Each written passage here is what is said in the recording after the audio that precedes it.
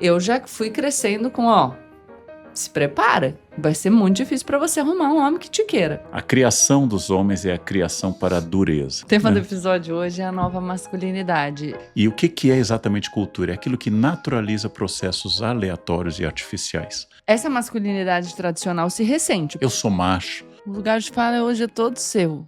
Eu sou espada. Não pode sofrer, não pode chorar. Vocês conseguem chegar um pouquinho mais pra dentro? Dentro, É. dentro, fundo. Agora eu sei que o machão red pill agressivo é um puta de um inseguro. Por que tanta mulher vai pra balada gay? Porque ela não aguenta mais briga.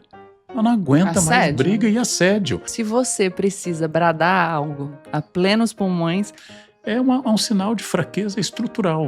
provavelmente essa é a característica que lhe falta. Essa loirinha aí não sabe nada, não pensa nada, não serve pra nada, Eu não sou feminista, eu sou feminina. mas é boa o suficiente pra conseguir silenciar o professor. Essa é uma educação que infantiliza. Falta de autocuidado, da impossibilidade de sofrer. O senhor gosta de mulher? Carnal! O senhor é heterossexual? Porque não parece.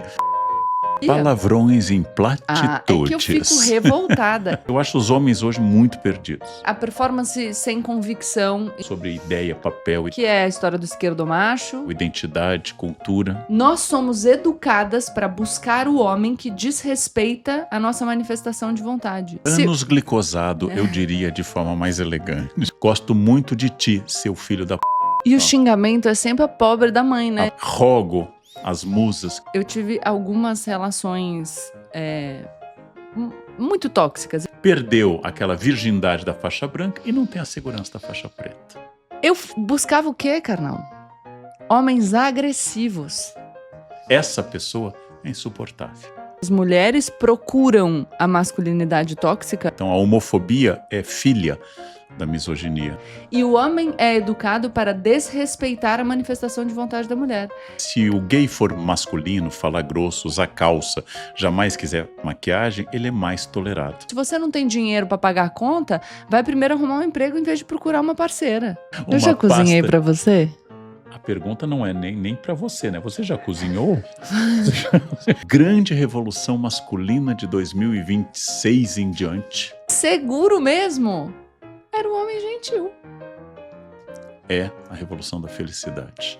Por que Cristo que a gente se apega tanto ao que nos faz mal? Hoje a gente precisa inaugurar uma discussão que é sua. O lugar de fala hoje é todo seu.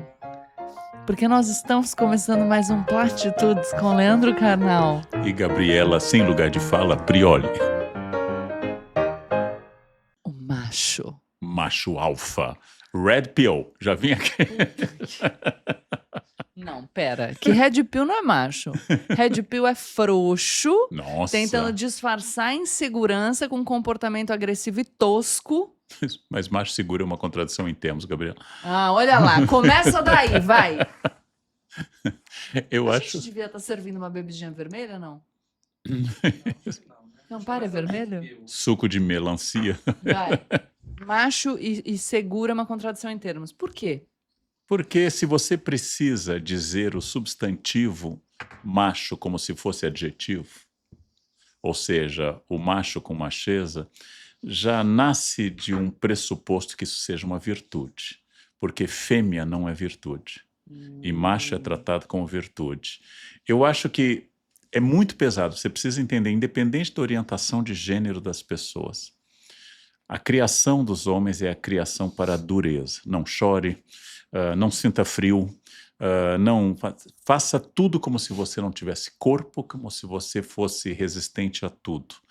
Essa é uma educação que infantiliza, essa é uma educação que fragiliza e essa é uma educação que reduz o outro a um papel.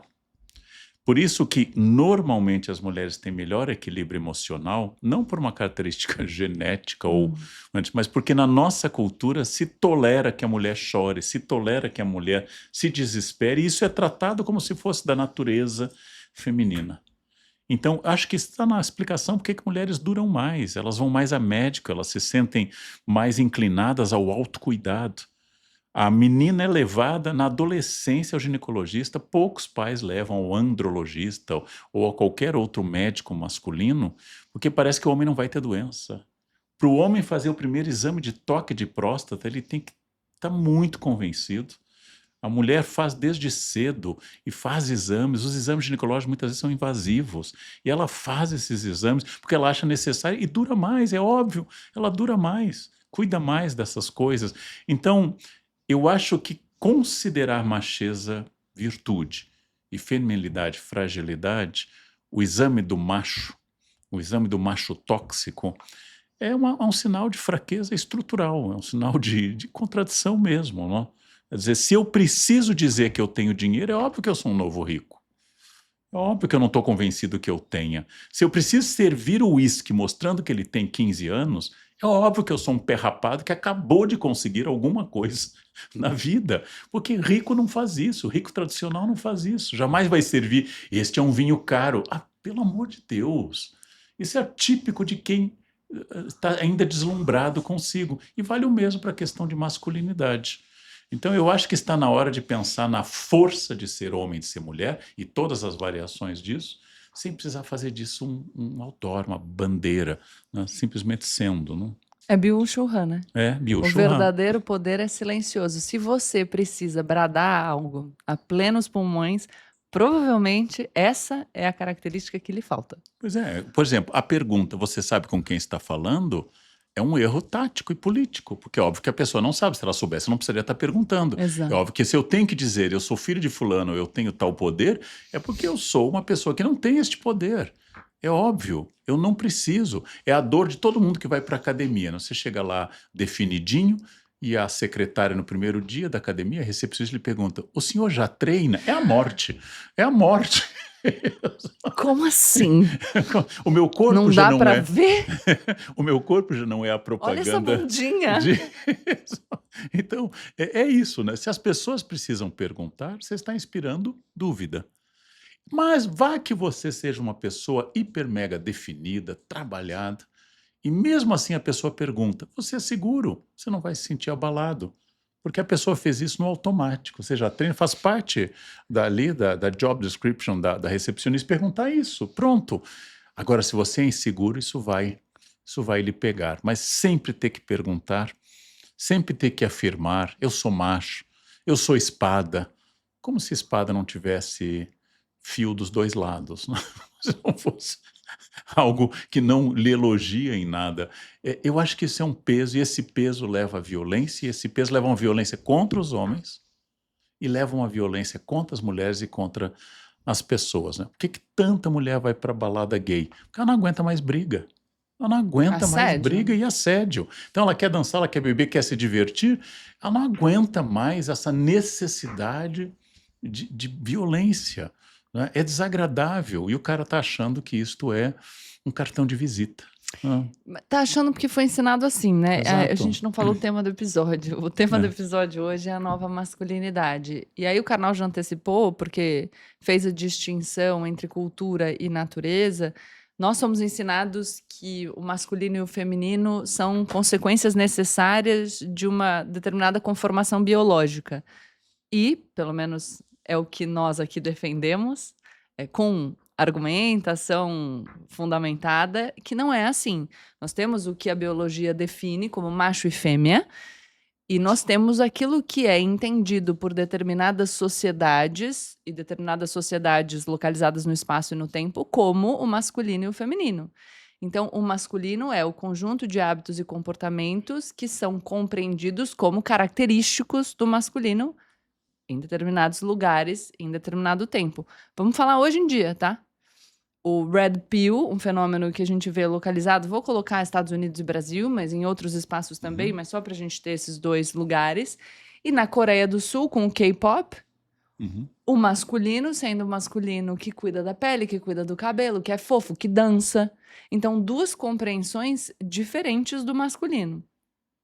E o que o Karnal tá dizendo é como os homens, educados a partir dessa construção do que se espera do masculino, também sofrem muito. A gente já fez um programa aqui sobre mulheres, foi um programa muito legal, E eu adorei, o canal ficou me perguntando, eu fiquei respondendo, foi o máximo ser entrevistada pelo Leandro Canal. E agora a gente decidiu fazer esse episódio sobre o novo masculino, um pouco também, acho que, para conversar sobre como essa limitação do comportamento e a transmissão de um comportamento nocivo machuca os homens. Vou adicionar uma outra coisa. Você falou de falta de autocuidado, da impossibilidade de sofrer, dessa necessidade de se afirmar o tempo inteiro, que acaba produzindo violência, violência que vitima as mulheres, mas vitima também os homens. Eu vou trazer uma outra coisa que acho que tem sido muito ressaltada, porque, claro, com a ascensão das mulheres a espaços de prestígio, poder, saber, essa masculinidade tradicional se ressente, porque toda vez que os lugares que a gente aprendeu serem nossos, a gente percebe ameaçados, dá opa, pera lá, para onde eu vou, né? O que eu faço? E aí aparece uma reação do masculino tradicional contra essas mulheres ocupando novos espaços, e a forma que alguns encontram de reagir é reafirmando esses valores, esse comportamento tradicional, sem nem se questionar profundamente se aquilo faz sentido, se aquilo vai produzir resultados positivos. Mas então volta, eu vejo agora no TikTok, carnal, é a história da thread wife, de que é o homem que tem que pagar conta, de que o homem precisa ser provedor e a mulher tem que ficar em casa cuidando das coisas. A mulher, desculpa, gente, mas a mulher tonta, ingênua, achando que ela vai ficar em casa cuidando das coisas e que isso não é um trabalho, que ela não vai ficar exausta e de que ela não está colaborando para os ganhos daquela família. Um erro, podemos falar disso em outro momento. E o cara reforçando esse papel que é super pesado. Então, eu queria trazer esse dado do provedor da masculinidade tradicional. Por quê? Porque nós estamos vivendo num mundo onde é cada vez mais difícil para um indivíduo sozinho, seja ele homem ou mulher, sustentar uma família. Um salário só não dá mais conta, gente. Porque as famílias vêm perdendo o poder de compra. Hoje em dia é muito mais difícil comprar uma casa, hoje em dia é muito mais difícil comprar um carro. Nós estamos numa geração que a gente não espera mais que os filhos superem os pais em prosperidade. Que é o inverso, o canal pode até falar um pouco dessa geração pós-guerra e das expectativas, né? De que seu filho se dê melhor do que você. A gente vem com essa expectativa de que a gente consiga superar os nossos pais, de que a gente cresça, de que a gente avance. Tá cada vez mais difícil porque o poder de compra diminui. E a gente continua deixando pesar sobre os homens essa expectativa de que eles sejam sozinhos os provedores, o que gera frustração, crise de identidade, porque se o cara acha que ele precisa ser o provedor, que esse é o grande papel dele e ele não consegue, ele se frustra, que junta no caldo que o Karnal descreveu, que é o de um comportamento que não pode sofrer, não pode chorar, não pode pedir ajuda, e aí você incrementa a violência, bomba história e é absolutamente caótico. Para todo mundo, o Karnal falou, uma violência que acaba atingindo homens, mulheres e pessoas, e eu traria homens, mulheres são pessoas, mas assim, homens, mulheres e crianças. Porque a gente diz que a gente se preocupa muito com as crianças, mas ao reafirmar esse modelo de masculinidade tradicional que é prejudicial, a gente vulnera as nossas crianças. Esse pai que se desequilibra, esse homem que perde o emprego e não consegue lidar com o fato de estar desempregado. O desemprego pesa muito mais sobre os homens do que sobre as mulheres no aspecto emocional. Homens cometendo suicídio porque não conseguem lidar com o fato de não serem aquilo que foram educados para ser, que é o grande provedor. Então, esses modelos rígidos de masculinidade e feminilidade, que são modelos construídos e comunicados, fazem mal para todo mundo. Por quê? Eu sei, mas vou jogar pro canal para não ficar falando o episódio inteiro, vocês não reclamarem, principalmente os machos ou as mulheres meio machistas que eu não deixo o canal falar. Porque Cristo que a gente se apega tanto ao que nos faz mal, a uma identidade que acaba com a gente. O primeiro dado é porque você trouxe os aspectos negativos, por exemplo, da ideia do homem provedor. Mas para um vício existir tem que haver um prazer. Porque por mais negativo que seja, é uma forma de controle. E essa forma de controle preenche muita coisa. Vou voltar uns 35 anos no tempo. Eu era um estudante de pós-graduação. Eu tinha pouquíssimo dinheiro e um dia saí com a filha da minha orientadora, que tinha um namorado, e ela tinha uma amiga. E fomos a um restaurante dos Jardins. Como eu não tinha dinheiro, eu encontrei uma salada sem nada e disse que eu adorava água mineral, porque eu não tinha dinheiro, então aquilo que eu podia pagar. Terminado, o namorado da filha da minha orientadora, eu nunca me esqueço disso, vamos fazer assim, eu e o Leandro dividimos a conta das meninas, e eu disse para ele, não, elas tinham comido coisas caras, eu passei fome porque eu não podia pagar, não. Ai, que horror. Passei, Mas que coisa eu tive que feia. dizer não, porque ele foi por uma lógica que não foi, mas ele foi por uma lógica assim, vamos pela tradição, as meninas não pagam, só que assim, Ai, mas eu que insensível, eu tô com ódio dele, desculpa. eu tive que dizer não, mas não foi por uma manifestação de gênero, porque eu não tinha dinheiro mesmo. Eu não tinha dinheiro para pagar aquela conta. E eu tive que dizer isso a ele. Olha, eu comi pouco e tomei água porque eu não tenho dinheiro, só pelo prazer. Mas isso aconteceu. Eu quero falar de um fenômeno que vocês podem procurar, se chama hoje em português morte por desespero. É um termo em inglês. Isso foi alvo de grandes revistas de economia e de comportamento dos Estados Unidos. Homens pressionados por mercado de trabalho e por um desempenho cada vez mais alto, as redes sociais provocando comparações, está provocando um fenômeno de uso em larga escala nos Estados Unidos de opioides. Os americanos estão virando uma nação viciada, mas a questão do desemprego que cresce em alguns setores em particular, a questão da atualização, que é uma pressão constante, e aí vem, além disso, seria a morte através de comida e bebida, alcoolismo, destruição de fígados muito cedo. Só para vocês terem uma ideia que me surpreendeu e eu fui verificar. Um homem nos Estados Unidos de classe média branco, nós estamos falando antes, ele hoje tem uma expectativa de vida menor do que em Bangladesh. Esse é um dado impressionante. Reconhecemos Bangladesh como um país com dificuldades estruturais e esta expressão morte por desespero em países que vinham aumentando a longevidade está associada especialmente com homens sobre quem pesa um discurso de autossuficiência, de eficácia. E, de fato, com esse culto ao bilionário, este culto ao bilionário vai dizer que sempre aquela questão, se você não é um sucesso, a culpa é só sua, não existe mais sistema, afinal existe meritocracia, uma questão que nós já discutimos várias vezes aqui, então se existe o sucesso, você pode atingir esse sucesso. Um outro dado cultural para nós, eu precisei visitar o Canadá para descobrir o que é uma cultura que, graças à educação, abandonou estereótipos de machismo. Terminado o jantar, todos vão para a cozinha. Ninguém pergunta. Eles lavam, elas lá, todos vão para a cozinha. Ninguém tem empregado no primeiro mundo, em geral, a não ser que seja muito rico. Todos vão para a cozinha. E ninguém perguntou se é homem ou mulher, se é gay ou hétero. Especificamente eu conheci isso no Canadá. Talvez exista em outros lugares. Mas no Brasil, de alguma forma, as pessoas consideram que se eu for lavar a louça, eu estou ajudando a mulher. Todos sujamos, mas eu estou ajudando a minha mulher. Eu ajudo minha mulher com os filhos. Escuta, nasceram por partenogênese, aquele processo que as abelhas fazem sem a presença do macho.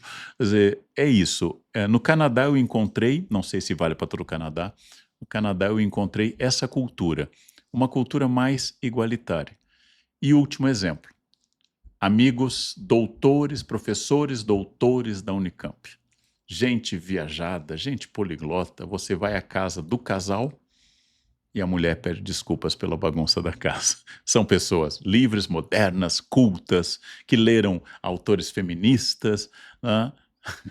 A gente podia fazer um episódio sobre o esquerdomacho. O esquerdomacho. E aí a mulher vai pedir desculpas por isso, né? Então são questões para a gente ter consciência. São questões para a gente ter consciência. Quanto às mulheres, a gente está falando aqui de visão mais igualitária, quanto a mulher ainda se apaixona pelo provedor. Total! Quanto a mulher ainda espera que eu vou cuidar da sobremesa, você vai trocar a lâmpada. Né? E se isto não é apenas uma pressão sobre homens, mas uma expectativa sobre mulheres. O Pondé dizia num curso da Casa do Saber, depois nós debatemos, que a gente estava discutindo misoginia a partir de um filme, que é um filme do Lars von Trier, e o Anticristo, e a nossa divergência aparecia na interpretação do filme, o Pondé diz: mulheres adoram homens sensíveis até a página 3. A partir da página 3, elas não toleram que o homem continue sensível. Essa é uma ideia do Pondé, que é alguém identificado com o pensamento conservador e dos que pensam, o que é relativamente escasso em qualquer pensamento. Então, é isso. Seria só um discurso que as feministas fazem e assim por diante? Seria um desejo? Este homem é um impulso do masculino, um atendimento do feminino? Quer dizer, o que que tem nessa relação complexa de eu perceber o mundo como igual no sentido de deveres, direitos e obrigações? Para eu conseguir manter mecanismos de controle que submetem, vulneram e violentam a grande maioria das pessoas, eu preciso convencer essas próprias pessoas a manterem os mecanismos de controle. Então, quando você fala que as mulheres procuram a masculinidade tóxica, eu concordo plenamente com você, porque foram educadas para isso.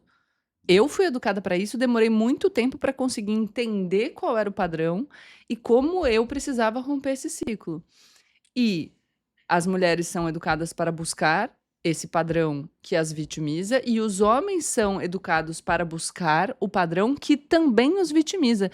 O que eu acho que talvez hoje em dia esteja mais claro é que as mulheres têm pensado mais porque um grupo minorizado, então não estamos nos espaços de poder, não estamos nos espaços de saber, sofremos mais violência de gênero, então vamos criando consciência de que esse padrão nos vulnera. Mas a grande maioria dos homens não sente individualmente a vantagem da dominação masculina. Os homens que ocupam o poder são um grupo muitíssimo restrito.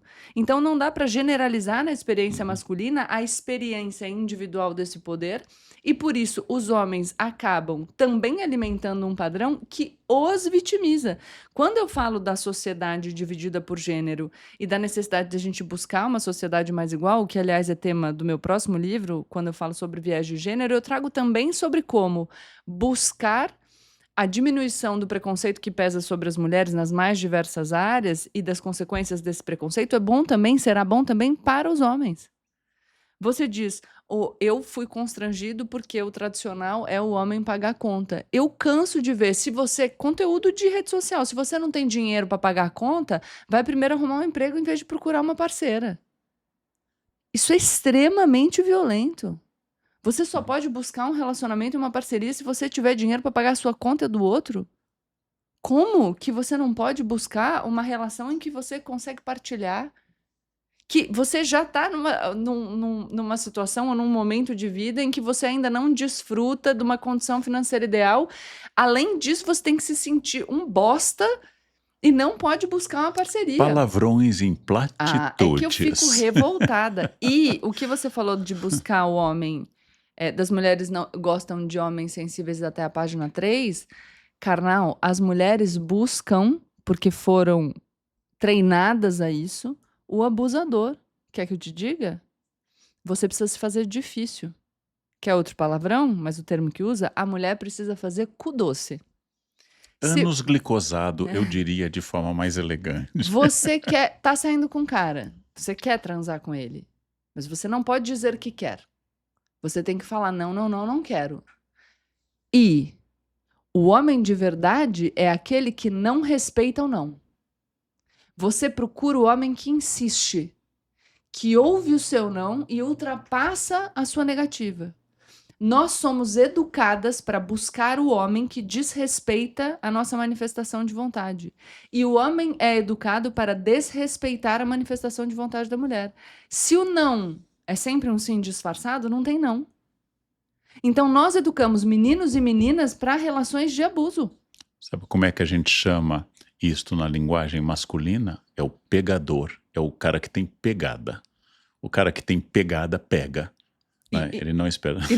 Ainda que a pessoa negue. Exatamente. E eu tive algumas relações muito tóxicas. Eu tive relacionamentos legais e depois entrei por essa avenida. Eu outro dia li, não tenho a fonte, talvez seja uma criação da minha cabeça, mas que uma mulher quando entra avenida dos relacionamentos tóxicos demora 8 relacionamentos pra sair. Eu saí no terceiro, acho que eu já tô, assim, show, uma grande vencedora. Mas, como eu sou uma mulher forte, sempre fui, não sei se você discorda. Você é uma mulher forte. Você é uma pessoa forte, eu não digo do gênero. É, E esta é uma questão importante, né? Conheço mulheres fortes e homens fortes, independente, inclusive, da orientação de gênero. A força não depende disso, do e gênero.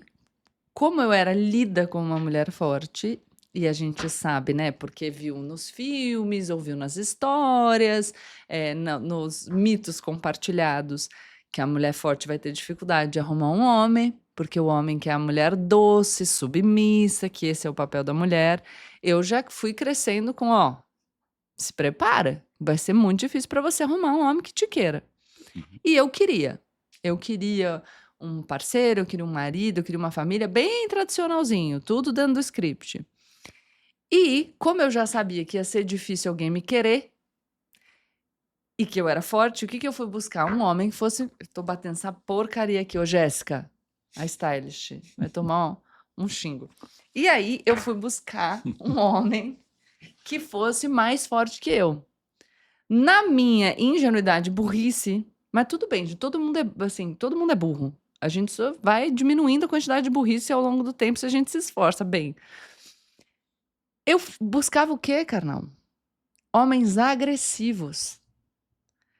Sem entender, e agora eu sei, que o machão red pill agressivo é um puta de um inseguro. Sim. Justamente porque se você precisa gritar, é porque você não tem.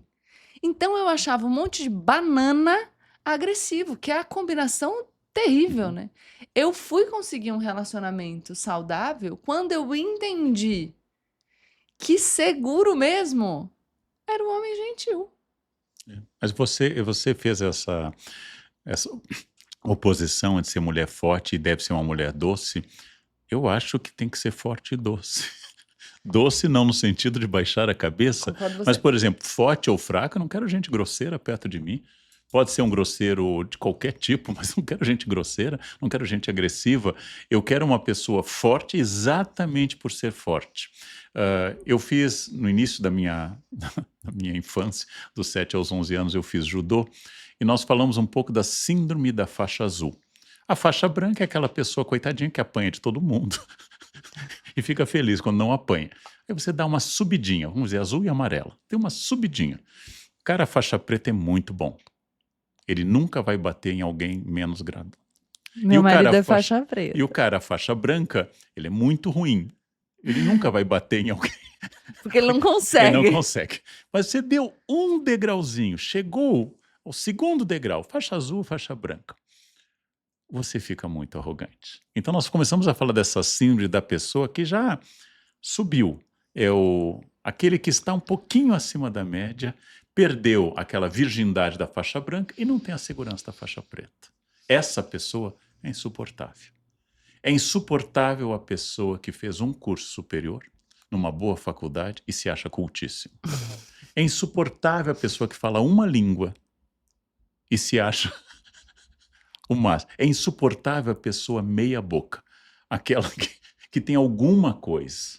Não é? Quer dizer, é muito interessante você conviver com pessoas que estão nos polos, mas o meio, essa gente que não é suficientemente estável, não tem suficientemente segurança física ou qualquer outra segurança, e aí precisa se afirmar sobre quem considera fraco.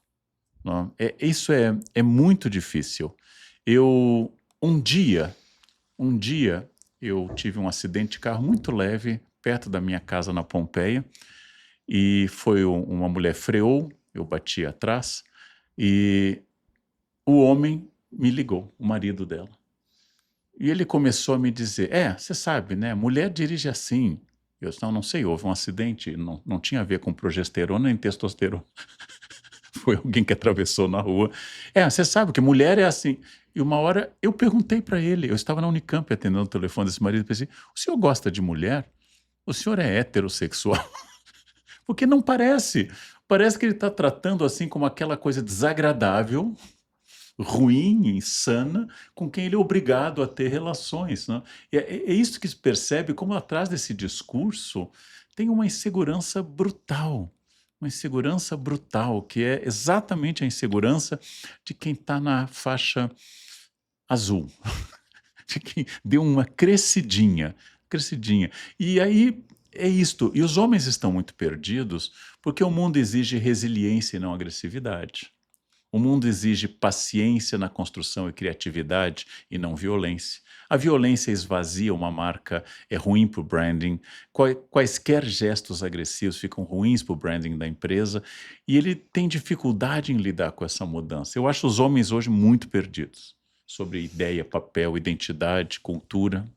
E eu acho que isso conversa. Você falou, eu acho que você é forte e doce, as pessoas têm que ser fortes e doces, e eu concordo plenamente com você. Mas é também entender o que nós compreendemos por força e por doçura, né? Uhum. Porque a mulher é entendida como devendo performar esse ideal do dócil no sentido de submisso. Exatamente.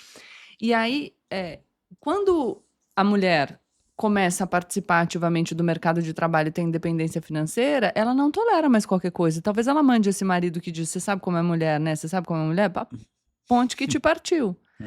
E aí, é claro que esse cara fica perdido, porque se você tem uma sociedade que se organiza a partir da ocupação de papéis muito bem determinados e um grupo começa a falar: não, eu não quero esse papel aqui, eu quero outros espaços. Tudo se desorganiza. E as pessoas que querem permanecer presas aos espaços tradicionais, elas se incomodam e tentam impor à força o retorno ao tradicional. Uhum. E no meu debate sobre gêneros, não estou falando nem só de mulheres, sobre a forma que são compreendidos masculino e feminino, em vez de um enfrentamento a partir de uma ideia de oposição de interesses, eu falo de um enfrentamento do estereótipo de gênero a partir de uma coincidência de interesses. Uhum. Reconstruir os espaços do masculino e do feminino é bom para mulheres e é bom para homens. Porque esse ideal tradicional de masculinidade é ruim também para eles. Não os interessa, porque os confina, os prende a essa existência, que é uma existência que não tem sofrimento, que tem um peso gigantesco, e que por isso é ruim.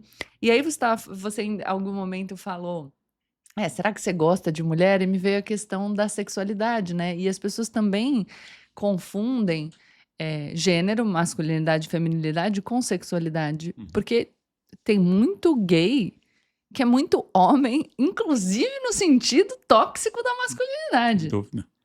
E tem muito gay não tóxico que defende, que trabalha uma masculinidade, uma compreensão de força diferente desse espaço nocivo, como, por exemplo, lembrei aqui o Homem com H, o Ney Mato Grosso. Aliás, quem não viu, quem não assistiu, Excelente o filme é maravilhoso. Jesuíta está brilhante. Não é?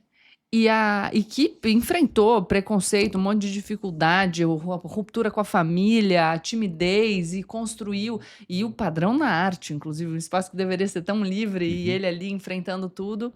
E a letra da música, né? Mais macho que muito homem. Que é isso? Eu tô aqui com coragem de ser quem eu sou e bancar o que eu acredito a despeito das dificuldades. Então, a necessidade da gente também desvincular necessariamente essa coisa do ser homem e a sexualidade. Você pode ser muito homem. Um exemplo disso é a incorporação no meio homossexual da misoginia, quando os gays passam a dizer ele é muito feminino. A homofobia dialoga com a misoginia. A misoginia, a desconfiança da mulher e o preconceito é o mais estruturante histórico de todos os preconceitos. Inclusive, ele está na raiz dos outros preconceitos. Então, a homofobia é filha da misoginia, no sentido de que se o gay for masculino, falar grosso, usar calça, jamais quiser maquiagem, ele é mais tolerado. Otávio Paz escreveu muito sobre como a América Latina, no livro Labirinto da Solidão, como a América Latina tolera abertamente o homossexual tido como ativo e como é mais crítica com o tido como passivo. Pode ser gay, só não pode ser afetado. Exatamente, né? Não pode ser mulher. Não faz mal que você não goste de mulher, mas não pareça uma. Ou seja, o problema é a mulher. O problema é a mulher. Não, você quer ser lésbica, tudo bem, mas não pareça homem. Não pareça, ou seja, não invada este papel. Isto é uma questão complexa. Esta transformação, ela é muito difícil porque ela foi entregue, ela é natural culturalmente tratada. E o que é exatamente cultura? É aquilo que naturaliza processos aleatórios e artificiais. Então, aquilo que não existia sempre, aquilo que não é, não, vai cortar esse cabelo, parece uma mulher, como Jesus de Nazaré, que tinha cabelo comprido, vai botar saia, você vai parecer uma mulher como Jesus de Nazaré, que nunca usou uma calça na vida. Você tem que entender que a cultura determina essas coisas, né? Kilt, a saia escocesa, só pode ser usada por homem. Mulheres não podem usar kilt, só homens podem usar. O kilt não é tão antigo, mas como nós traduzimos essas questões, como nós pensamos essas coisas, é muito difícil, né? O que é mérito para o homem e mérito para a mulher. Quando falamos em desconstruir esses discursos, não é modernidade. Eu vou ser um pouquinho mais autoajuda, é felicidade. Uhum. É preciso ser mais feliz. As pessoas estão... Hoje de manhã eu comentei aqui no escritório, porque um amigo me mandou uma declaração afetiva, um amigo hétero. Me mandou uma declaração. Gosto muito de ti, seu filho da puta. Já que a Gabriela abriu, eu vou entrar na mesma toada. Ele não conseguiu ficar na frase afetiva. Ele precisou dizer um palavrão para dar uma dose de testosterona. Eu gosto de ti, mas eu sei que sua mãe fazia leasing do corpo mediante serviços eróticos remunerados. E o xingamento é sempre a pobre da mãe, né, A pobre gente? da mãe. Xinga o homem. Tu quer xingar o homem, xinga o homem, gente. Deixa a mulher, que saco. Mas veja, Já tem que criar o filho. os xingamentos são esses. E aí eu comentei como nas escolas onde eu dava aula com adolescentes, um chega para o outro e cumprimenta dando um soquinho. Não consegue abraçar, porque abraçar um pouco coisa gay. Então eu dou o soquinho, porque o soquinho diz eu gosto de você, gosto de ti, mas tem que vir com uma certa violência. Isto é um exercício quase permanente de lidar mal com o simples fato de abraçar ou de dizer eu gosto de você. É como psicanaliticamente nós vamos sendo formados. Gente, eu saí 10 anos com a minha orientadora toda sexta-noite, no mesmo restaurante. 10 anos.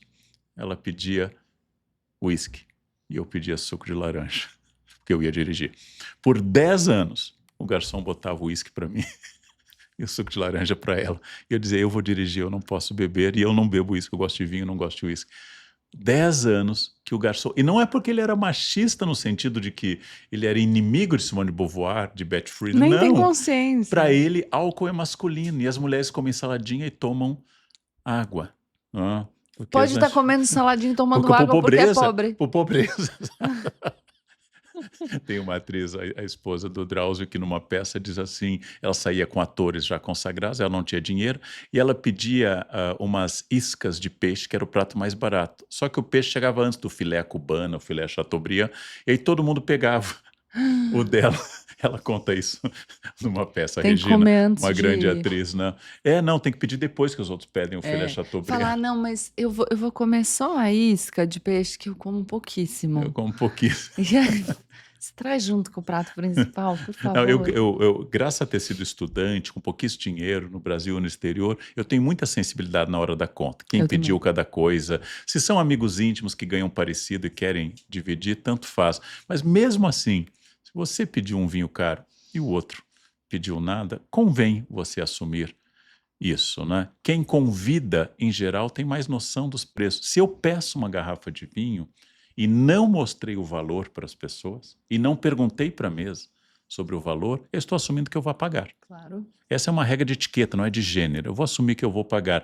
Então, sensibilidade para o outro e menos sensibilidade a papéis. Não temos dinheiro para sair, não posso pagar um jantar para a Gabriela. Faz. Vamos para nossa casa, onde eu já cozinhei para ela. Ficou ruinzinha aquela massa, mas a gente já até gravou isso lá em casa.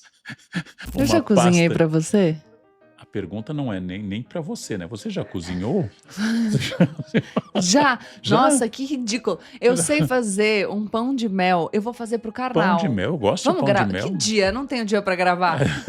Eu Vou gosto de fazer pão de ano mel. que Minha vem. mãe fazia, eu adoro Eu pão de tenho- mel. Fala aí, Rafael, não é bom meu pão de mel? É. Vou fazer esse ano para você, tá? Ok. Eu acho que tem 3 tipos de um novo masculino. Tem a reação à ocupação de novos espaços pelas mulheres, uma reação ressentida e violenta, que é esse fenômeno do Red Pill, que tem ganhado muita força. Eu penso que há um novo masculino performático e pouco crítico, no sentido de, tá bom, então já que vocês estão dizendo que a masculinidade tradicional não é legal, o que que eu tenho que ser? E aí a performance sem convicção, então com uma estrutura muito frágil, que é a história do esquerdomacho. Eu na superfície sou o que eu acho que tem que ser, mas no fundo eu mantenho os padrões tóxicos e isso escapa, obviamente. E acho que tem o novo masculino, que é um masculino que se conscientizou de que símbolos e hábitos considerados os do macho são valores de espaços e épocas, e que, portanto, se é construído, a gente pode desconstruir, e que começou a se questionar sobre se esse lugar da masculinidade tradicional é um lugar de felicidade. Ou se nós fomos organizados e convencidos a performar diariamente um papel que nos fragiliza, nos vulnera e nos machuca. E aí esse novo masculino, assim como esse novo feminino, que são críticos, que pensam, que refletem sobre a própria vida, sobre os próprios papéis, sobre o próprio comportamento e a própria felicidade, eles são menos certos, convictos. Eles são mais flexíveis, porque a crítica pressupõe amadurecimento e reflexão. E amadurecimento e reflexão não é uma coisa que acontece do dia para a noite. E mudar os nossos padrões de comportamento que foram comunicados durante tanto tempo exigem tempo e consciência. Então é mais devagar e contínuo. Gabriela fez uma excelente exposição tripartite sobre raízes históricas, psíquicas e de discursos de gênero, que é absolutamente irretocável. Eu vou dar uma pista curta. Eu acho que o homem do século XXI e a mulher, mas vou falar pelo homem, tem o desafio de ser feliz. E a felicidade, aristotelicamente, é na polis, não é individual. Só as feras e os deuses, diz Aristóteles, só os bichos e os deuses conseguem viver sozinhos. Eu vivo em comunidade, em família, em ambiente de trabalho. Então eu diria que o novo homem é aquele que sorri, porque a geração de homens para trás da minha em particular só podia rir da piada que destruísse o outro, não podia ser feliz em conjunto. É um homem feliz, e a felicidade não é nunca na humilhação ou na opressão do outro, a felicidade é sempre em grupo político, no sentido da polis, não partidário. Eu diria que a grande revolução masculina de 2026 em diante é a revolução da felicidade.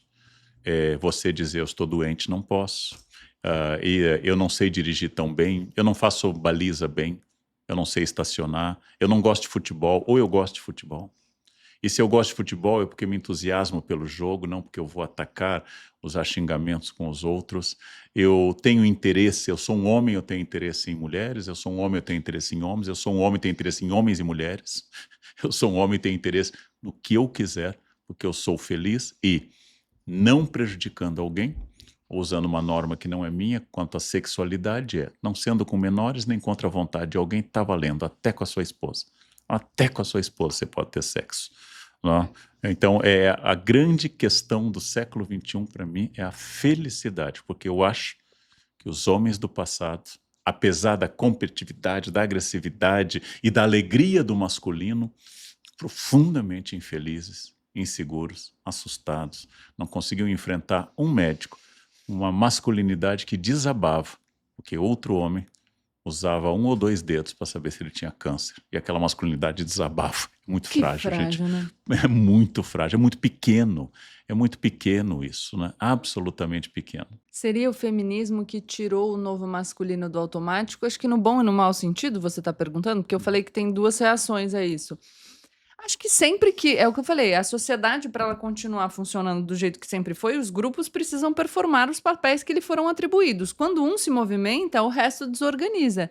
Então, quando as mulheres começam a ocupar outros espaços, há uma desorganização natural e as reações acontecem. Algumas reações são de violência, não me tirem do meu lugar!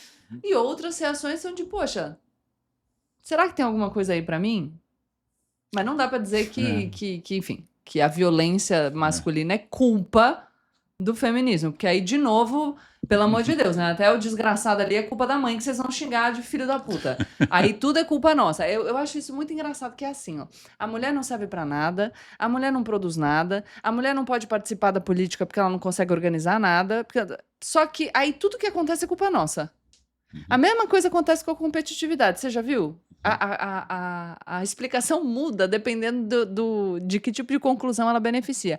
Mulheres são naturalmente competitivas, por isso que elas competem entre si, tá? Mulheres servem para ser líderes? Não, porque elas não são, elas não são competitivas o suficiente. É que não Aí é não lógico, dá, né, né? gente? Ou Não a é gente lógico. é ou a gente não é. Eu tenho comigo, já que a pergunta envolveu o feminismo, 3 perguntas que revelam pouca capacidade de reflexão, senso crítico e uma certa oligofrenia, ou seja, escassez de inteligência. A primeira é você dizer o seguinte: não tenho nada contra gays ou lésbicas, desde que não sentem do meu lado. A outra é dizer, por exemplo, que eu acho que eu não sou feminista, eu sou feminina. Essa oposição é muito, muito fraca, porque pressupõe que o feminino seria natural e desejável e o feminismo seria um discurso artificial. Se você hoje tem direito a voto, mulher, é porque mulheres foram às ruas como sufragetes, várias foram presas, muitas apanharam, todas foram caricaturizadas como ridículas, e graças a isso o Código Eleitoral de 32 e a Constituição de 34 Ai, posso ir além conseguiu. só pra... Porque tem gente que vai falar, ai, mas eu não quero votar. Tá, gata, é você poder ter uma conta no banco. É você não poder ser agredida pelo seu companheiro. É você poder estudar. É você poder trabalhar, se você quiser. Se você não quiser, você pode ficar em casa. Mas entende que o espaço de liberdade é ainda mais... É você poder dizer que foi estuprada dentro do seu casamento. Se você negou por uma... Não precisa pensar no... Ai, mas eu jamais negaria ao meu marido Aí eu dependeria o do amor de marido. todos os dias. Não, mas Depende do calma, marido. vamos deixar mais fácil. Seu marido chegou em casa hoje e te propõe uma prática sexual que você considera ofensiva e inadmissível. E você diz não. Tá? Essa é a possibilidade que você ganha pela luta de outras mulheres. É dizer isso eu não quero. É de existir plenamente, é de fazer respeitarem os seus limites, entendeu? Então, segurada aí. Faz pouco tempo que saiu da nossa linguagem jurídica a expressão mulher honesta. Era uma sobrevivência terrível. Aliás, faz pouco tempo que saiu o DOT da linguagem do Código Civil, que é um código da Primeira Guerra Mundial, Código Brasileiro Civil. Então, são questões para a gente pensar, porque a Gabriela naturalmente puxou para o feminismo, mas o programa é sobre o novo homem. Ela não consegue ficar quieta, ela fala assim, eu não consigo me expressar aqui, deixem o professor falar, faz anos que a gente... Porque afinal, o pobrezinho do macho. Quantos anos você tem? 48. 48 anos. E eu tenho Mas pele de 35. E eu tenho que deixar. Eu amo. Você tá vendo de novo a contradição do discurso da machista ou do machista. Ai, essa loirinha aí não sabe nada, não pensa nada, não serve pra nada, mas é boa o suficiente pra conseguir silenciar o professor. Decidam-se, gatos e gatas. Ou eu sou burra e incompetente, ou eu sou competente a ponto de deixar o Leandro Carnal calado. Conclusão, sou competente, porque vejam só, estou falando e novamente ele está em silêncio. Vocês veem o que a gente sofre pela carreira diante dessas mulheres arrivistas e competitivas. Mas eu acho, no entanto, está aqui comigo. Faz tempo que a gente conversa sobre isso, porque quem fez essa pergunta foi um dia na televisão, deixa o professor falar, e eu pensei, Gabriela também é professora, né? A ideia de que eu não falaria porque alguém me cala... quem pode me calar, no passado, sempre foi quem me pagava, o patrão. Eu calava porque a Gabriela não me paga. A gente divide despesas e ganhos, ela não me paga nada. Então, isso é muito importante para pensar que, na verdade, existe uma questão sobre um papel de protagonismo que não é de gênero, ele é humano. Não? Ele é humano. Então, de fato, tomara que você nunca precise. Mas que bom que existe a Lei Maria da Penha. Tomara que você nunca precise de uma delegacia da mulher. Eu rogo às musas que isso aconteça. Mas a legislação tem que proteger as pessoas de violência. Então, seja feminina, lendo feministas, seja masculino também, no sentido positivo, aristotélico, como gestor de uma vida, como respeitador de diferenças. Isto é a nova masculinidade. Gente tranquila e feliz, que dirige bem, porque não agride pessoas, não dirige bem porque dirige de forma rápida, porque não agride pessoas. Então, esses são os nossos desafios. E eu desejo que a gente aceite esses desafios de um mundo melhor, porque homens, mulheres e as infinitas combinações de orientação de gênero possam existir no mundo sem insegurança, sem agressividade. E felizes, né? E só para finalizar, gente, você pode ser feminina, feminista e discordar de algumas feministas, tá? Não é um movimento homogêneo. Todo mundo pensa a mesma coisa. Tem disputa, tem bastante disputa. Pode acreditar em mim. Esse foi mais episódio. Eu achei que você ia falar igual, a gente ia conseguir. Vai. Eu vou te deixar ela falar. Ela não deixa eu falar. Fala logo. Esse foi mais um episódio de Platitudes com Leandro Carnal e Gabriela Prioli.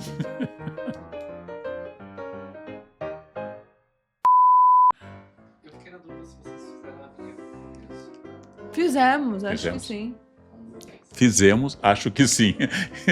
Peraí. A gente ficou em dúvida se fez a vinheta do começo. Se a gente não fez, esse é mais um episódio de Platitudes com Gabriela Prioli e Leandro Carnal.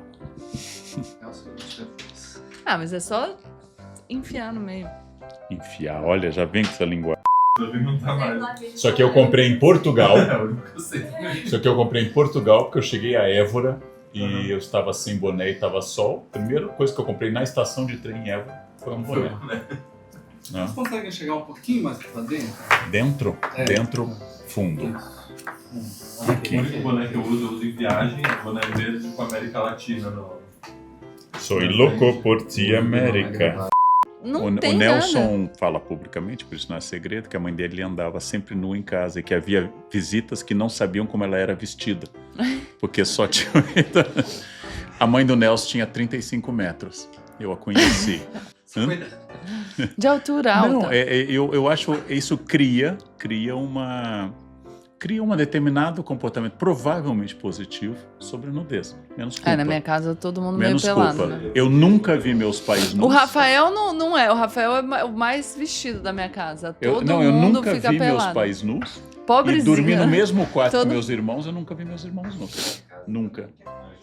Nem de eu cueca. nunca vi o Rafael pelado, mas coitado, ele já me viu pelado 937 vezes. Quer falar sobre isso? O Rafael é Pode o falar. pudiquíssimo. No momento era eu, meu irmão e meu pai. Threesome. Não. Nossa, ele Canal! Gente, deleta! Começa de novo. Gente, O episódio hoje é sobre incesto. Não! Ela citou Ló. Ló engravidou as duas filhas. Você não pode. Eu citei, Ló. Ela citou Ló. Ló engravidou as duas filhas. Tá bom. Oxe, Jesus Cristo. Já tá gravando há muito tempo, né? Não, mas não vai poder usar nada. Compra só isso, eu falando, não vai E quem poder vai usar editar é nada. o Nelson? Pelo amor Oi, de Nelson. Deus. Eu elogiei essa postura de naturismo. Que loucura. Gente, ele é completamente doido. Mas é um tema bom, o tabu da nudez. Pode ser. Toda nudez será eu posso vir fazer castigada. pelada. A gente... Ai, isso ia ser muito legal. Nossa, Eu é o que eu mais A quero. gente põe... Eu entro só de boné. A folhinha da patente. E eu entro sem... Eu entro...